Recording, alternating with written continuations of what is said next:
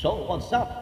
Good morning sa mga kalupa natin. Ito, sigurado, magbubunyi ang mga maka-BBM kagaya natin. Ayun. Siyempre, bago natin pag-usapan yan, isang maiksing intro lamang mga kalupa bago tayo magpatuloy.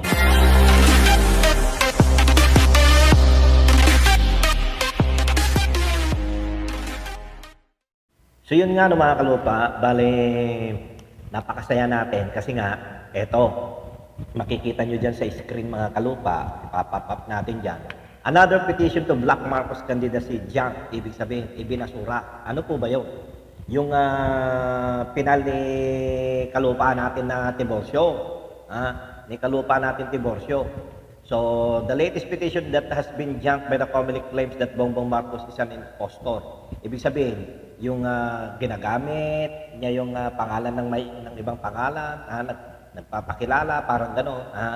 So, impostor daw. So, yung pinail na yun mga kalupa para maisakatuparan nilang matanggal sa kandidatura, itong si Apola kay BBM natin mga kalupa, ay naibasura na. So, points na naman tayo doon. Maraming salamat. Siyempre, alam niyo naman yung Comelec. Siyempre, patas yan. So, titingnan natin. So, napakasaya. Kasi talagang makikita naman natin na wala namang paano magiging impostor yun. O siyempre, kung may pinapakita namang birth certificate, meron namang matagal na. Tsaka, biro nyo naman, ang tagal-tagal na mga kalupa. Ang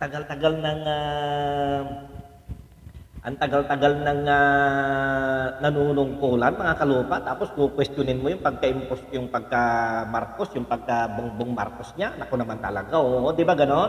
At saka halatang-halata naman, ito naman si kalupa natin, Tiburcio Marcos naman, oh. Kung kakandidato ka, kumandidato ka na lang, huwag ka nang mangdamay pa ng iba. Di ba ganon? Nandadamay pa kasi ng iba eh.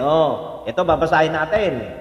Manila, Philippines, the Commission on Election, Comelec has dismissed another petition to block the presidential bid of the late dictator San Ferdinand Bongbong Marcos Jr. filed by his namesake and former rival Tiburcio Marcos. O, biro nyo naman talaga.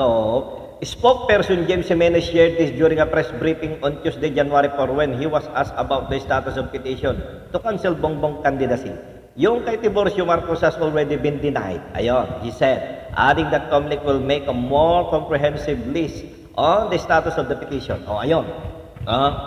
Sabi ni kalupa natin na spokesperson James Jimenez, yung kay Tiburcio Marcos has already been denied. Di ba? So maraming salamat. At syempre, nagbubunyi yung mga nakapula, yung mga katanso natin, yung mga maka-BBM natin dyan. Mabuhay po tayo sapagkat ito, panalo na naman tayo dito sa pagkakataon na ito mga kalusa, usaping impostor. Panalo na naman tayo. Hihintayin natin ulit yung iba pa. Kasi talagang tinambakan nila tinambakan talaga nila si Apola kay Bongbong Marcos ng reklamo diyan sa Comelec para tanggalin Hindi nga natin alam takot na takot sila mga kalupa Takot na takot po sila Takot na takot sila. Ba't ba kinakatakot nila kung magiging presidente? Yan sigurado naman. Kung ngayon gaganapin ng halalan mga kalupa, sigurado siyang presidente natin, landslide. Wala namang tumataas ang survey, puro siya lang naman. Wala naman. Yung mga kalaban naman niya, wala naman. Si BBM Sara lang naman talaga ang nangunguna mga kalupa. Kaya nanggagalait itong mga kalaban Lalong-lalo mga piglawan dyan. Nagagalaiti sila. Naku naman talaga. So, ito mga kalupa, makikita natin talaga na kumikilos talaga ang sistema. Sa pagkakataong ito, tayo nagpapasalamat.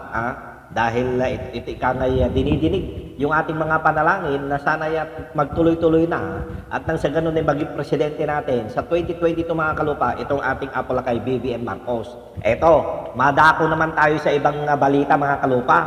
Si Atty. Larry Gadon, ayan inireklamo ng isang, kung di ako nagkakamali, journalist, at tawag nito, inireklamo siya dahil alam nyo naman si kalupa natin Larry Gadon. Bobo! Di ba ganon? Di ba? Alam nyo sa totoo lang, maangas si Atty. Larry Gadon eh. Bilib na bilib din ako sa mga diskarte nito eh. Talagang matapang mga kalupa. Kaya lang, eto, meron siyang sinasabi rito mga kalupa. Bago, breaking news na naman. Gadon doubts Supreme Court suspension order versus him. This be politically motivated. Sabi niya, could this be politically motivated? Sabi, a question mark eh. Ito yung bago ngayon sa Inquirer.net mga kalupa. At sinasabi ni kalupa natin na Atty. Larry Gadon, he added that he feels as if he is being singled out as the Supreme Court decision appears unprecedented in history. Could this be due to my recent statement calling for a refund of the protest fees paid by BBM that remain unresolved? Could this be politically motivated since I am running for senator? He continued. Ayun. Yun lang naman yung nararamdaman niya. Siyempre, ibigay natin yung pagkakataon kay Atty. Larry Gadon na magpaliwanag at siyempre yung kanyang hinanain, yung kanyang opinion sa nangyaring pagsuspindi sa kanyang mga kalupa ng Supreme Court na kung saan inireklamo yata siya nung binanatan niya. Alam niya naman si kalupa natin, Atty. Larry Gadon, matapang ako. Kung sabi nga niya sa iyo pag aanga-anga ka talaga, sasabihin niya sa iyo, bobo ka! Di ba? Yun mga kalupa. Itong si Atty. Larry Gadon, tumatakbong for senator sa linyada sa line-up naman ni BBM Sara unit team natin, yung unit team. So si Atty. Larry Gadon mga kalupa, yun na nga, sinuspinde. Ito, lawyer Larry Gadon on Tuesday questioned the decision of the Supreme Court, placing him on preventive suspension and ordering him to explain, excuse me po, why he should not be disbarred. Oy, ibig sabihin Ibig sabihin ang nirereklamo sa kanya at ang gustong ipataw sa kanya is disbar siya. Aba, teka, mabigat ito. For Gadon, the move of the High Court seemed politically motivated. Yun. Para kay Atty. Larry Gadon. Yun yung sinasabi naman ni Atty. Larry Gadon nung sumagot na siguro siya doon sa reklamo, nung nagre-reklamo. So, aantabayan na natin yung mga kaganapan mga kalupa. Alam naman natin, ako, iboboto ko po si iboboto ko po para magkaroon naman tayo ng mga bagong muka at bagong mga ngasiwa sa ating gobyerno mga kalupa. Atty. Larry Gadon for senator mga kalupa. Siyempre naman. And the rest. So, ito po yung mga balita ngayong may init ng mga kalupa. Yung pong petisyon para ibasura ang kandidatura ni Apula kay BBM natin. At ang inirereklamo sa kanya ay yung pagka-impostor daw niya mga kalupa, yung paggamit niya ng, dahil hindi raw siya yun, sabi nung kanyang katunggali, na kanyang katunggali na si kalupa natin, Tiburcio Marcos naman, na wala namang magawa mga kalupa. Na-deny na nga sabi nga ni kalupa natin spokesperson, deny. So malinaw na tayo doon, puntos na tayo doon at siyempre mabuhay ang mga katanso, yung ating mga ka-BBM.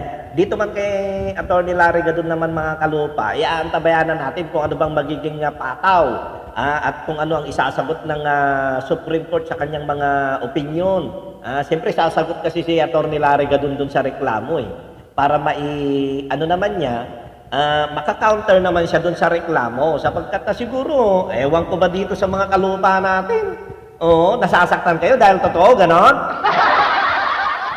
Siguro nasaktan yung journalist kaya nanggagaling ayun, nireklamo si Atty. Gadon.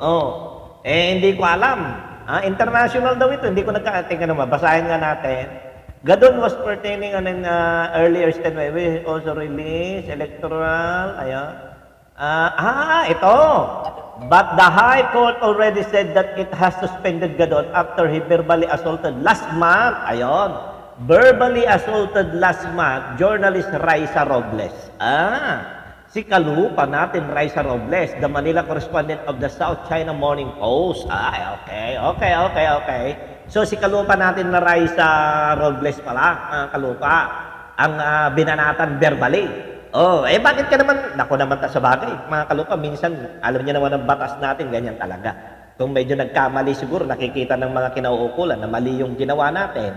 In fairness naman kay Raisa Robles, mga kalupa, kaya lang, Siyempre si Atty. Larry Gadon, mga kalupa, umiiral yung kanyang, yung damdamin niya. Dahil siguro dahil sa pagtatanggol niya kay BBM natin. Ganun naman yun eh. Ganun talaga. Siyempre, at risk talaga yung kanyang ano dyan. At alam na matalino naman si Atty. Larry Gadon, malulusutan niya yung mga kalupa. At alam natin, alam ko meron siyang dahilan dyan. Kaya niya binanatan ng binanatan. Siguro itong journalist na ito, na kung saan isang correspondent of the South China Morning Post. Ayun, South China Morning Post. Para international nga yata, ano? Baka naman. So yun, so ito yung mga may init na balita, mga kalupa. At syempre, tabayanan pa natin yung mga susunod. Maraming salamat po sa inyong mga panonood. Sa mga kalupa natin dyan, maraming salamat. Syempre, huwag nyo kakalimutan.